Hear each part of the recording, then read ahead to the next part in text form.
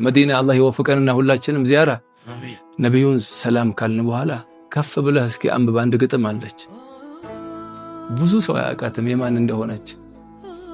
ሰላም አለይከ ያ ሰይዲ ያ ረሱላህ ካልክ በኋላ ከላይ ያት እስኪ ግጥም አለች። የማን ግጥም ናት?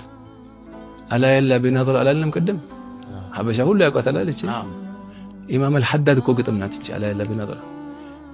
ስለ ነብዩ የተናገሩት አለ ኢማም አልሐዳድ ነብዩን ዐዚሙን ኹልቁሁ الخلق الذي له عظم الرحمن في سيد الكتب ትላለች። አሁንም ድረስ ተጽፋለች እዛ ላይ አኽላቃቸውን አላህ ወሰው ቁርአን ላይ አኽላቅ ትዳር ስትይዝም ያንተ ምትለካው በአኽላቅህ ነው። ከሷ ጋር ባለ ጎረቤት ካለህም በአኽላቅህ ነው የምትኖረው ከነሱ ጋር። ዱንያ ላይ ስራ ቦታም በአኽላቅ ነው። ለዚህ ነው አኺራ ላይ እኮ ሚዛን እንደሚመዝነው አኽላቅ አይደል እንዴ?